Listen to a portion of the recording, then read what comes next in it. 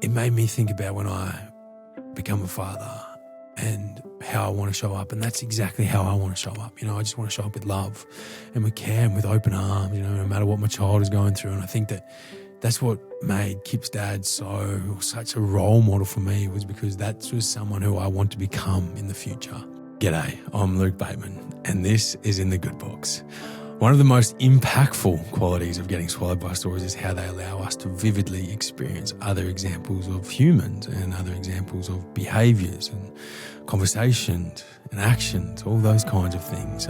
People with lives close to our own, and also ones that are dramatically different, who act in ways that we understand and ways that we can't fathom, ways that, they react and they do things that we would never ever do ourselves. And we find figures who we hope we never end up like, and others who are examples of everything that we want to be or we aspire to be like. And I've spoken about this many times before, that some of the best role models that I've ever had and some of the greatest guides in my life and the greatest teachers in my life have been characters in books. To me, it doesn't matter that these characters exist in a work of fiction. If they inspire me, if they embody something that I wish to have, if they push me to be better, if they push me to expand my limits, expand my thoughts, expand my acceptance, if they inspire us to greatness, or me to greatness or betterment, they are worthy of being role models, whether they are real or not. And of course, there are so many different ways to be a role model. So today I've selected a few different varieties of role models and what they really model and what they embody and what they show to us and what they've taught me. First off, the role model, someone who has principled strength, someone who does the right thing, not the easy thing. He is someone who makes the difficult choice, even if it would, be harder for him or negatively impact him. He made that choice because it was the right thing and the good thing to do. And that is Jack West Jr. from the Matthew Riley series, the Jack West Jr. series. It's a series I've spoken about. Obviously, Matthew Riley was the author we had on the podcast. I love this character. I love everything he stands for. And Jack is an ex-soldier, and he's an action hero, and he's strong and he's capable. But it's not what he does. It's why he does it. It's because he chooses strength that makes him admirable. As I said, he always chose the hard thing. And he chooses to fight for a world where power is shared and not monopolized and not stolen by the rich or the wealthy few. He stands as an underdog, even when it means being hunted by, these really powerful entities who want him dead. But for these entities that have much more money than him, much more influence than him, much more capabilities than him, he is the underdog. And his strength is found in his loyalty. He will risk an entire mission to save a single member of his found family, and he loves his found family and he puts them above everything. As I said, he shows integrity is not about a big victory. It's about how you treat the people standing next to you, the people that you love. So many times during the books, Jack is offered an easy way out. Like he's always the big rich people who offer him sort of easy get out, and they're like, mate, come to us, we'll look after you, blah, blah, blah, blah. Deals and bribes and chances to walk away, and he just never takes them because it's the wrong thing to do.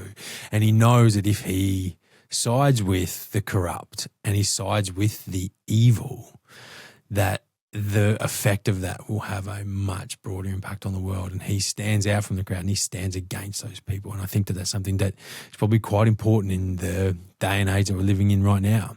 He shows that the most important fight is one that we all face, making the right choices, staying true to who we are, staying true to our values, even when it's not easy, even when everybody else is telling you that that's not the thing to do. He does it. My second role model is someone who showed incredible emotional resilience, just incredible perseverance, just continued to struggle even though she was suffering horrible, horrible circumstances around her. And I want, as I said, this is a woman, this is Opaline Carlisle from The Lost Bookshop by Evie Woods. And I absolutely want to normalize women being role models for men. it's very important to me once we look above gender and we move beyond gender and we look at values, we look at virtue, we look at behavior. These are not gender specific things. Good values are human. They're not gendered. And I've spoken many times as well about my mum is a role model for me, and my mum exhibits so many traits and behaviors and values that I want to embody myself. So absolutely normalize women being role models for men because they are some of the strongest humans in our society and some of the strongest characters in literature. I would nearly even go as far as saying that the strongest characters that I've ever encountered in literature are female. And Opaline Carlisle, why I just idolize this woman is because she was the pinnacle of emotional resilience. And that was not seen like she didn't do this one big grand act where she resisted the big bad evil. She just did this daily. She just remained unbroken across decades as she was forced into silence and just pressured into and placed into situations that she didn't want to be a part of, but she just stayed resilient and she kept pushing through them. And her journey in the Lost Bookshop models how resilience is actually quiet and it's internal rather than external, not allowing yourself to be broken by the world. And Opaline's battle was against society and her family, her loved ones. Her brother towards her, this is a spoiler by the way.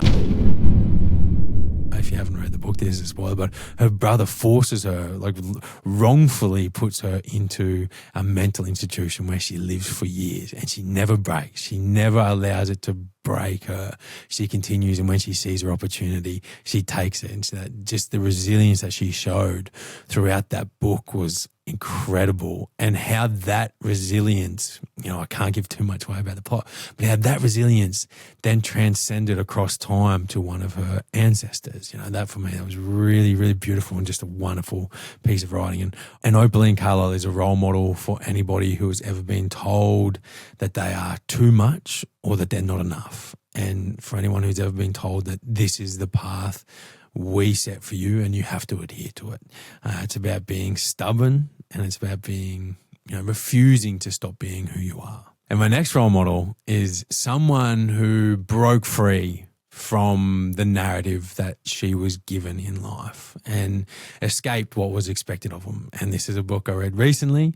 This is a book from an author who we interviewed very recently, Kristen Henner, and that is Frankie McGrath from The Women.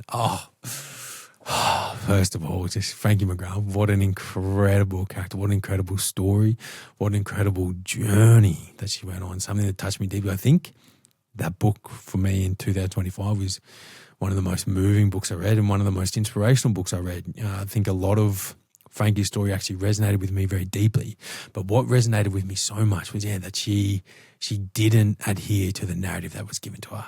Frankie is a role model for that reason, for saying no to the comfortable life in favour of a meaningful one. So Frankie's story is set in the 1960s and it's just as the Vietnam War is beginning and her parents are very old school.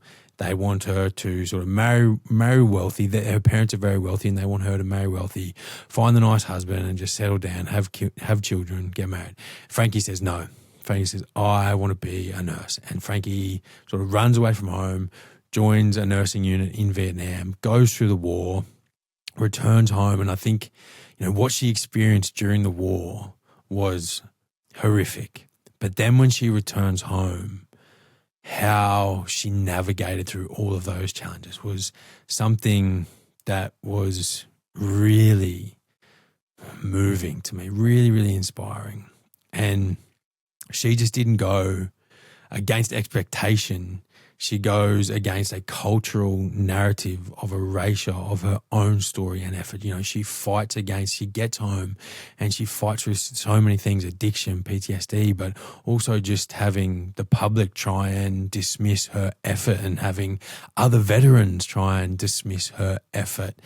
She was someone that I just saw so much strength in. And when we interviewed Kristen, she said to us, there is something. When she writes, she always wants her characters to be able to do something at the end of the book that they couldn't at the beginning.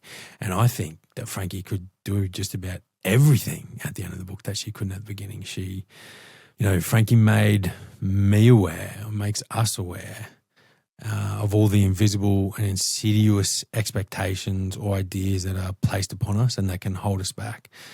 That you don't wait for permission to be brave, and you know where your true calling in life is and you go towards that. And that's something that resonates deep with me as someone who allowed narratives and allowed expectations to dictate to him for much of his life.